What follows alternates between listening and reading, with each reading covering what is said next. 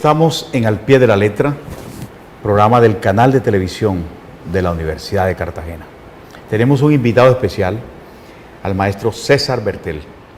En el año 2008, hace 8 años, hizo una hazaña artística en Colombia y en el mundo. Forjó la acuarela más grande del mundo, de una dimensión de 12 metros por 1 por 50 centímetros, y es realmente un hito en las artes de Colombia y del mundo. Bienvenido, maestro César Bertel. Bueno, muchas gracias por la invitación que me hacen para dirigirme a todos los televidentes de este importante programa. Y además me alegra mucho que el arte y la pintura, la buena pintura, siga siendo noticia en Colombia. Qué bueno. Maestro, al construir esta acuarela de 12 metros sobre la selva Pachamama, es el gran homenaje a la selva colombiana, ¿qué fue lo más difícil al construir o al concebirla, digamos? ¿Qué fue lo más técnicamente o artísticamente hablando, lo más complicado de hacer esta obra? Bueno, pintar una acuarela de esas dimensiones, a nadie se le había ocurrido en el mundo realizarla. Luego yo vengo sosteniendo que eso es casi que un acto de locura demencial, pintar una acuarela de ese tamaño. Y para mí lo que más me preocupó durante todo el desarrollo de las 10 semanas que gasté de tiempo para pintar esa obra, era sostener el color de la obra, la temperatura y la humedad de la selva. Porque la preocupación que yo tenía, la ansiedad que me causaba esta pintura, era acostarme un día con una idea, con un color, con una luz, y al otro día pintar con otra luz, con otro color y con otra sensación. Luego hubiesen quedado muchísimas acuarelas en una y no una sola acuarela que tuviese la misma temperatura y el mismo color. Bueno, usted es cartagenero, estuvo más de 15 años con esta experiencia de recorrer la selva de día y de noche, tiene un registro y una memoria visual impresionante. ¿Qué fue lo que más le impactó al conocer la selva? Bueno, yo llegué a la selva en el año 89, producto de el ascenso del que fui objeto al obtener mi título profesional en la primera empresa petrolera del país, Ecopetrol. Y se me presentó una oportunidad de trabajar profesionalmente en Orito, Putumayo. Yo nunca había tenido contacto con la selva. O sea, una persona como yo, citadina del Caribe, nunca había tenido contacto con la selva amazónica. Eso fue algo sorprendente e inimaginable.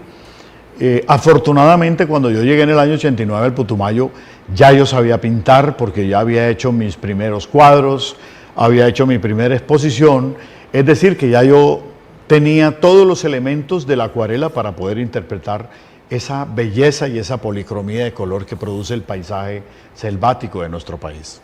Bueno, naciste en Cartagena, tienes ancestros de Sucre. En Cartagena surgió la primera gran escuela de acuarela con Hernando Lemaitre, pero tú has seguido el camino no solamente de los grandes acuarelistas de Cartagena y del mundo, sino que has asimilado lo mejor del mundo y has creado una técnica singular, muy personal, un montaje distinto. Explícanos un poco cómo es el proceso de hacer no solamente la más grande acuarela, sino también un montaje distinto, una enmarcada distinta.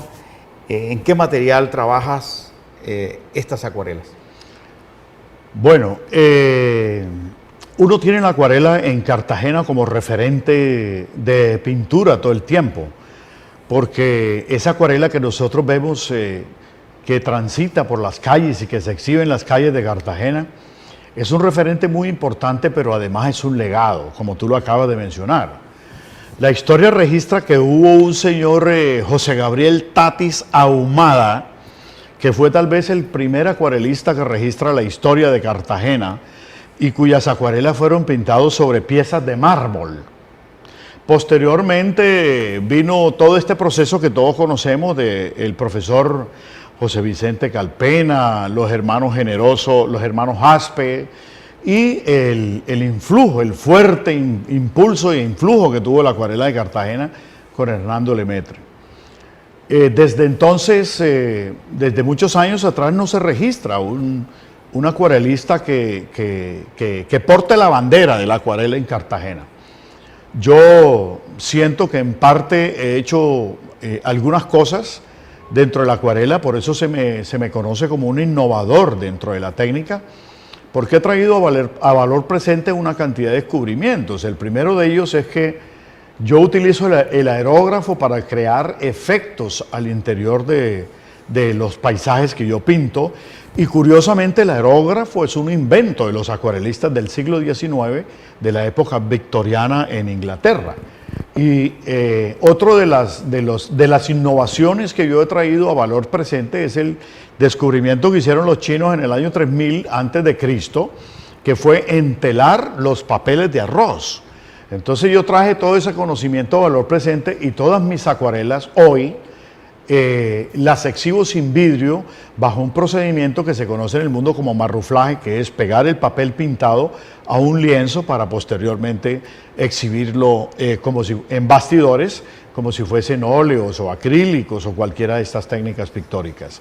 Entonces he sido un investigador permanente, un innovador frente a la técnica, y por eso se me considera en el mundo y en la mayoría de los países que he visitado, se me considera como un revolucionario de esta técnica.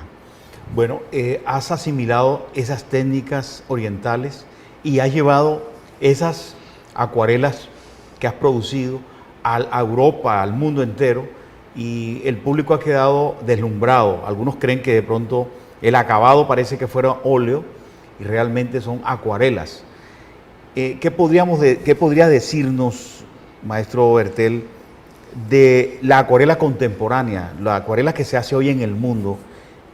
¿Qué has podido observar? ¿Qué tendencia deslumbrante se pueda subrayar de ese trabajo que hacen los acuarelistas en Oriente y Occidente?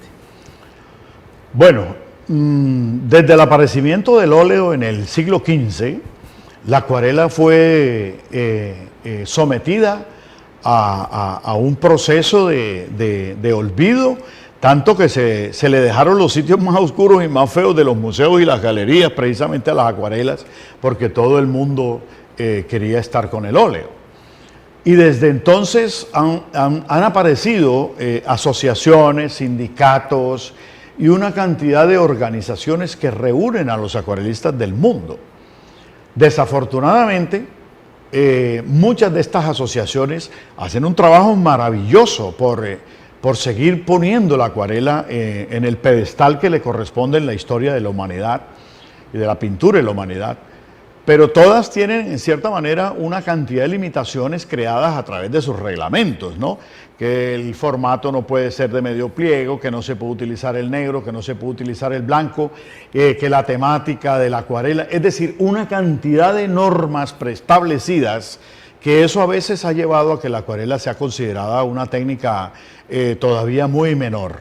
Sin embargo, lejos de todas estas asociaciones que existen en el mundo y de todos estos sindicatos y de toda esta cantidad de agrupaciones internacionales, hay eventos de acuarela en el mundo muy por fuera de estas asociaciones, de acuarela abstracta, de acuarela muy contemporánea, y la acuarela es una técnica de avanzada en la mayoría de los países desarrollados, especialmente los países sajones.